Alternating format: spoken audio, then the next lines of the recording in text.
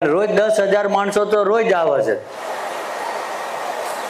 24 કલાક રસોડું ખુલ્લું હોય છે, પણ કદાચ કોકનું ખવરાયેલું જો કદાચ પેટે પડ્યું હોય અને આ જગ્યાનો પ્રસાદ લો ને તો મારો ઠાકર એવું કહે છે કે વહેલા પરોળીએ બહાર નીકળી જાય.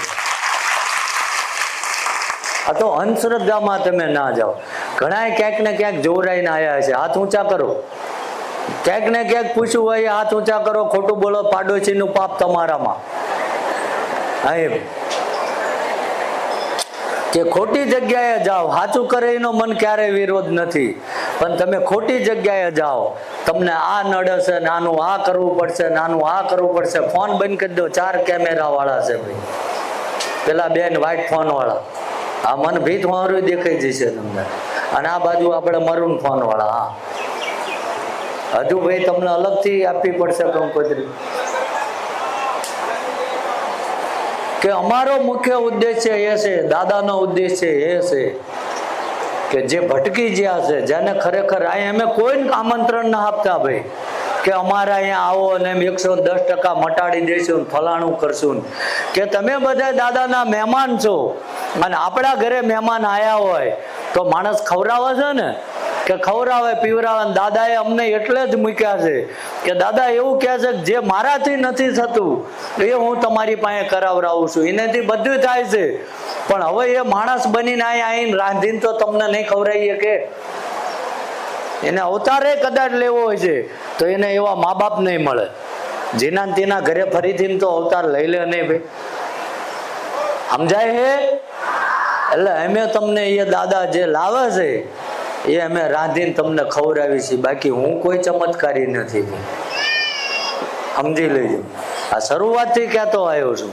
પણ આ જગ્યામાં જે કોઈ આવ્યો અને મનની નાભીથી જો એને એમ થાય કે મારે હવે સુધરી જવું છે, અને ભગવાને કેટલા 84 લાખ યોનીમાંથી માણસ ફરતો ફરતો જીવ આવે ને તારે મનુષ્યનો દેહ મળે છે, તો શું આ દાણા જોવરાવા હાટું? દાણા જોવરાવા હાટું ભગવાન માણસ બનાવે છે? શાના માટે આપ્યો છે? કે જે આ ધરતી ઉપર અબોલ જીવ છે, માણસ રહ્યો ને, બધા જીવને ભગવાને એક જ મગજ આપ્યું, માણસને 2 આપ્યા છે. તો 2 જગ્યાએ વાપરે, હું કોની ભેગું બેહું મન ફાયદો થાય, આટલો સ્વાર્થી છે. અને આ તમને સ્પષ્ટ ભાષામાં કહું કે માણસ રહ્યો ને, હા તમને મદદ કરે, કોઈ તમારા ગુરુ મહારાજ હોય, કોઈ કદાચ તમારા મઠના ભુવા સાચી ભક્તિ કરતા હોય એ તમારી મદદ કરે, કોઈ સાધુ મહાત્મા કરે, કોઈ પરોપકારી જીવ કરે. બાકી આ સંસારમાં ભાગ્ય જેવા મળે કે નિસ્વાર્થે કોઈ કોઈની મદદ ન કરતું. એક વ્યક્તિ મારી પાસે લાવો, કદાચ તમને 5-25 નો ટેકો કર્યો હોય છે, કદાચ તમારા અવસર ટાણે આવીને ઉભો રહ્યો હોય છે, તો 50 જણાને ગણાયું હોય છે કે હું ના હોત તો આ અવસર ના થાય. ક્યાં છે નથી કહેતા? તો તમે કઈ દુનિયામાં જીવો છો? અમે તમને ક્યાં લઈ જવા માંગી છે? તમે શું હરકત કરો? ફરીથી ભાઈ ફોન ચાલુ કર્યો, એનો ફોન લઈને ડોલમાં નાખી દો.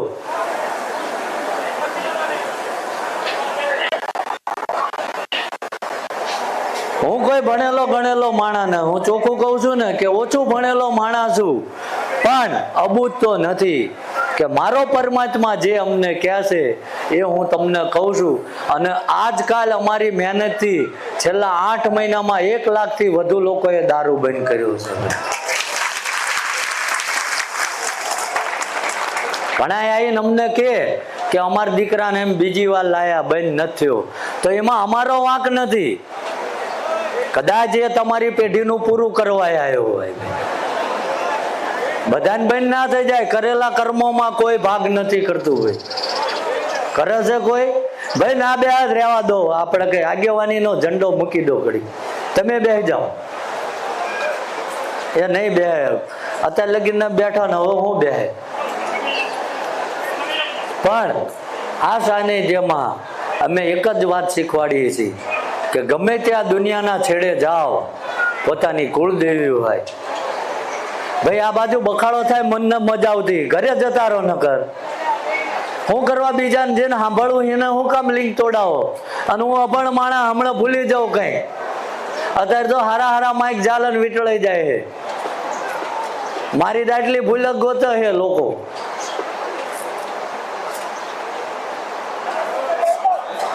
એટલે કહેવાનો ઉદ્દેશ છે એ છે ભાઈ આપણે સ્વયંસેવકો છોડ દો ને એમને. ભગવાન રામ જેવા જો અહીં આવીને જતા રહ્યા ના સુધારો આવ્યો તો આપણે શું આવશે? આપણા મૂકી દેવાની એમને એમના કર્મ ઉપર. બહુ લપ ના કરે. તો કહેવાનો મુખ્ય ઉદ્દેશ્ય એ છે કે ગમે ત્યાં જાઓ, હું તો સ્પષ્ટ ભાષામાં કહું છું કે પોતાની કુળદેવી, પોતાના આરાધ્ય દેવને જો કદાચ મૂકીને તેમ બીજે પગે લાગવા જશો ને કે આ અમને સુખી થઈ કરી દે, તો ક્યારેય નહીં થાવ. ભાઈ આ એક લખીને રાખજો. પણ ઘણા કહે છે ને જોરાવા જ્યાં કે ભાઈ તમારા માતાજી જ મઠમાં નથી, તમારા કુળદેવી આમ છે ને ફલાણું છે ને, તમે ખોટા પૂજા ને તમારા હાચા આ છે. આવું કહેશે કે નથી કહેતા? સાચું બોલવાની તો હિંમત રાખો. ખાધું છે મારું ખાધું છે ત્યાં લગીને તો બોલો. આમાં તમે શું જાગૃતતા લાવવાના? તમારા હાટું આ ના બોલી એકતા દેશનું ભલું શું કરશો તમે? આંધળાના શહેરમાં અરીસા વેચવા જેવું છે. કાશ્મીરમાં બરફની દુકાન કરો, કોઈ જાગૃતતા નહીં આવે તમારા. અમે રાડ્યું પાડી પાડી મરી જઈશું. તો કે એ કહેતા હોય પણ મારો ઠાકર એવું બોલે, મારો ભોળો નાથ એવું બોલે કે ગમે એ હોય, કદાચ તમારા ગુરુ મહારાજના આશીર્વાદ પાકી ગયા હોય, કોઈ સાધુ સંતની સેવા કરી હોય, તમારા વડવાએ કોઈ ગરીબ માણસને ખવડાવ્યું હોય, અને કદાચ તમારું એ પુણ્ય ભેગી થતી હોય, જગત એવું કહેતું હોય ને કે તમારા માતાજી તમારી હામું જ નથી જોતા, તો એની દયા ભેગી થઈ હોય ને તો તમે આ જગ્યામાં આવી શકો. બધાય ના આવી શકે. ભાઈ આ હું માનું છું. કારણ કે લોકો આજ હું જોઉં છું છેલ્લા 6 મહિનેથી આ જગ્યામાં આવું કરતા હતા, અને આજ ભાડાની જોગવાઈ થઈને આયા છે એવાય માણસો બેઠા છે. મારો ઠાકર આવું વાંચી લે છે. ભાઈ આ ઘણા બધા કહે છે ને, પણ અમે પુરાવા નથી આપતા, મારો ઠાકર પુરાવા આપશે. ભાઈ જો મેં આ બેઠા ને એને ખવડાયા વગર કોઈ દી ખાધું નહીં હોય, અહીં આવવા વાળાનો કોઈ દી આઠાનો અનિતિનો મેં લેવાની વૃત્તિ નહીં રાખી હોય, અને તન મન ધનથી કદાચ આમની વાહે જેટલું ઘસાવ્યું એટલું ઘસાણો છું, અને પછી મને સમય મળ્યો હોય છે 5 માળા આની કરીએ છે, તો આ હુરદ નારાયણની સાક્ષીએ એવું બોલું છું કે મારી જોડીમાં જે કઈ તપ ભેગું થયું હોય એ મારો ઠાકર ખાલી કરીને તમને આપી દે. મારે કશું જોતું નહીં. પણ માણસ છો, માણસની રીતે જીવજો, અને કઈ ના થાય તો ગામમાં મૂંગા મરજો, કોકના ટાંટિયા ના ખ્યાતા. ભાઈ આ મોટો ધર્મ છે. નડે હું માનું છું કે હોય કદાચ મેલી વિદ્યા હશે, કોઈ અંતર તંત્ર હશે, અને એ તો મરદ માણાની પરીક્ષા થાય. રાખો તો ગમે યાર રોવા મંડે. આ બધા ઘણા આવીને રોવા મંડે છે ને, બધાને કહું છું, બહેનોને કહું છું, વડીલોને કહું છું કે રોવાનું જ ના હોય. કોની આગળ રોવું હોય? રોવું હોય તો પરમાત્મા આગળ રોજો. એ ફરીથી ક્યારેય આપણી આંખમાં આહુડું નહીં આવવા દે. માણસ આગળ હું રોવું? એ તો ગામમાં તમે હજુ આહુડા લોહીને ઘરે પહોંચતા તો 20 જણાને કહી દે ક્યાંક નાખે.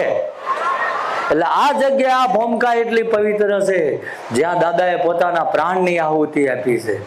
અને જો કદાચ આજ ઠાકરને એવું કહી દો કે જગત રખડીને આયા, કદાચ અમારા ભાગ્યમાં લખ્યું હોય કે ના લખ્યું હોય, અમને ક્યાંય નિવાડો નથી મળ્યો, આજ અમારા પાપનું, અમારા નડતરનું બચકું આ સાનિધ્યમાં મૂકીને જેવી છે, અને મનની નાભીથી ફાંપી દેજો.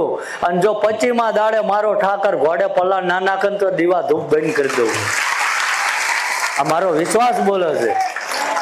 દીવા ધૂપ બંધ કરી દેવાના. ભાઈ કરે કરે, અને નકર છતાંય જવાબ ના મળતો હોય તો એટલું રાખજો કે ક્યાંક હજુ આપણું ભજનમાં ખોટ છે, એટલે ઠાકર આપણી પરીક્ષા લે છે. ભાઈ બાકી પરમાત્માનો બગીચો છે ને તમે હું બધા એના ફૂલ છે.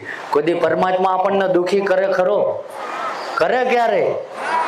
આ તો નીકળી પડે ઠેલા ભરીને રવિવાર ને ગુરુવાર ને શનિવાર ને. અમને હું નડે? તમે ગામને નડો છો, કઈ નથી નડતું. તમને કઈ ના નડે. સાચી વૃત્તિથી જીવો.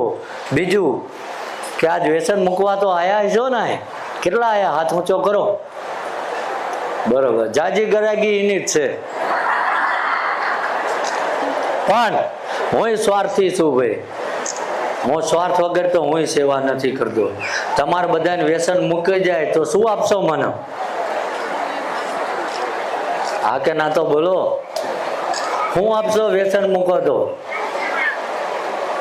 દારૂડિયાના આશીર્વાદ કેવા હોય? મને ચડાઈ દે ને એ રવાડે હશે આશીર્વાદ તો બોલાવાનો. પણ જો